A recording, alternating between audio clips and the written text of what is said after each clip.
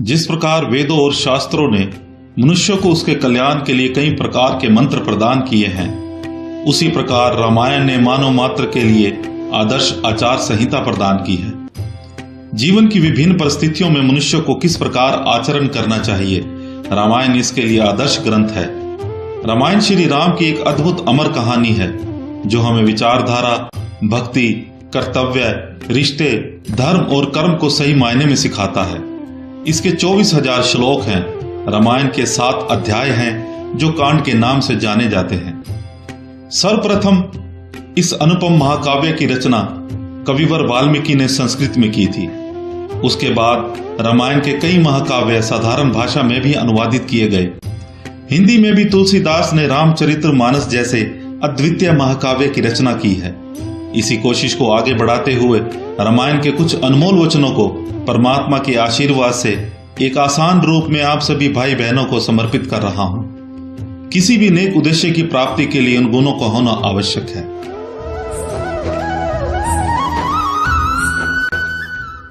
धर्म किसी देश के सभी लोगों को एकजुट रखने में समर्थ होता है। धन, सुख, संपत्ति व समृद्धि सभी धर्म के मार्ग में ही प्राप्त होते हैं। जिनके पास धर्म का ज्ञान है वे सभी कहते हैं कि सत्य ही परम धर्म है। धर्म सत्य में ही समाया हुआ है और यह संसार सत्य द्वारा ही चल रहा है।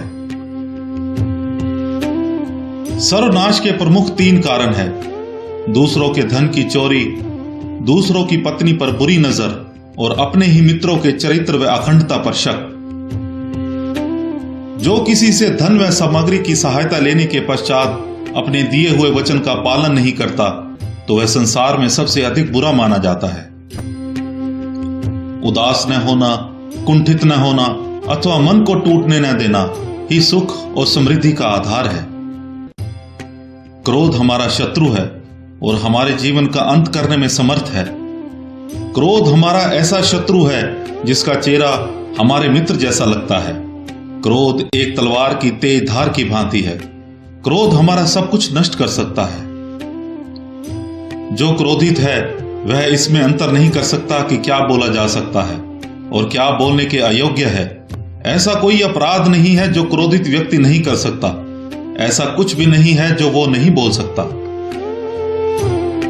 वीर व बलवान पुरुष क्रोधित नहीं होते। किसी भी व्यक्ति की वास्तविक स्थिति का ज्ञान उसके चरित्र व आचरण से होता है। चरित्रहीन व्यक्ति की मित्रता उस पानी की बूंद की भांति होती है जो कमल फूल की पत्ती पर होते हुए भी उस पर चिपक नहीं सकता।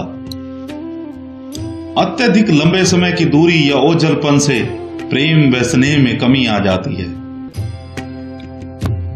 सभी का चेहरा उनकी अंदरूनी विचारधाराओं व भावनाओं का दर्पण होता है। इन विचारधाराओं व भावनाओं को छुपाना लगभग असंभव होता है और देखने वाला उन्हें भांप सकता है। पिता, गुरु व ज्येष्ठ भ्राता जो धर्म पालन का ज्ञान देते हैं वे सभी पिता के समान होते हैं। अभिमानी व्यक्ति चाहे वे आपका गुरु, पिता व उम्र अथवा ज्ञान में बड़ा भी हो, उसे सही दिशा दिखाना अति आवश्यक होता है। मैं रिश्तेदारों के आचरण से भली भांति परिचित हूं। वे अपने रिश्तेदारों की मुसीबत में आनंदित होते हैं। जो व्यक्ति निरंतर शोक करते रहते हैं उन्हें जीवन में कभी सुख नहीं मिलता। उदासी अत्यंत बुरी चीज होती है। हमें कभी भी अपने मस्तिष्क का नियंत्रण उदासी के हाथ में नहीं देना चाहिए। उदासी एक व्यक्ति को उसी प्रकार मार डालती है जैसे कि एक क्रोधित सांप किसी बच्चे को। अपने जीवन का अंत कर देने में कोई अच्छाई नहीं होती। सुख और आनंद का रास्ता जीवन से ही निकलता है। यदि जीवित रहेंगे तो सुख और आनंद की प्राप्ति कभी न कभी अवश्य होगी। उत्साहहीन, निर्बल व दुख में डूबा हुआ व्यक्ति कोई अच्छा कार्य नहीं कर सकता, अतः वह धीरे धीरे दुख की गहराइयों में डूब जाता है। दुख ऐसी वस्तु है जो ज्ञान और बल दोनों का विनाशक होता है। दुख से बड़ा कोई शत्रु नहीं होता। दया, सद्भावना व मानवीयता महापुण्यकारी गुण हैं। दुष्टों व राक्षसों से समझौते की बात या नम्र शब्दों में कोई लाभ नहीं हो सकता।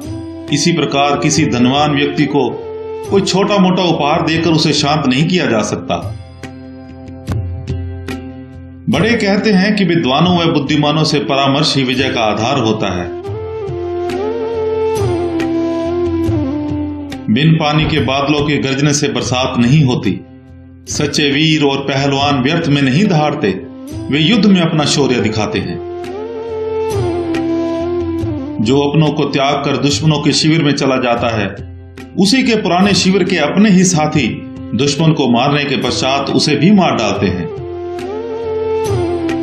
सत्यवादी व्यक्ति कभी झूठे वचन नहीं देते। दिए हुए वचन का पालन करना ही उनकी महानता का चिन्ह होता है। पतिव्रता स्त्री के आंसू धरती पर कभी बेकार नहीं गिरते।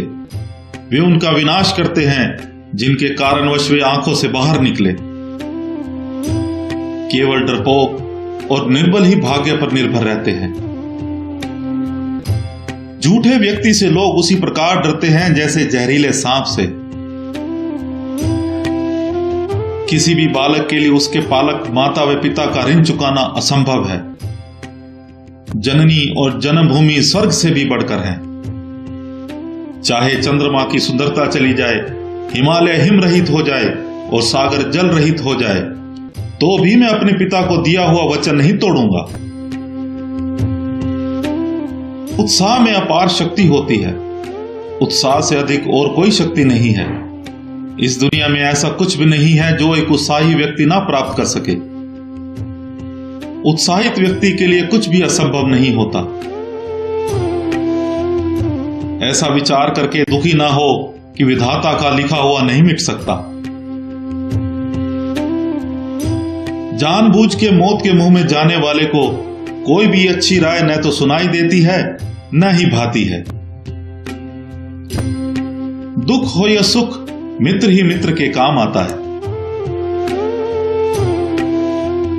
आपसी फूट मनुष्य को नष्ट कर देती है। मानव गलती कर सकता है, ऐसा कोई भी प्राणी नहीं जिसने कभी कोई गलती ना की हो। जो पाप तुम कर रहे हो उसका बंटवारा नहीं होगा। राजा को सदैव प्रजा का ध्यान रखना चाहिए। राजा को आदर्श व सच्चरित्र होना चाहिए, क्योंकि वह प्रजा पालक कहलाता है। ऐसा कोई भी व्यक्ति अब तक पैदा नहीं हुआ जो वृद्धावस्था को जीत सका हो। महत्वाकांक्षा से युक्त मन सदैव रिक्त रहता है। सहयोग और समन्वय की सदैव जीत होती है। संतोष नंदनवन है तथा शांति कामधेनु है।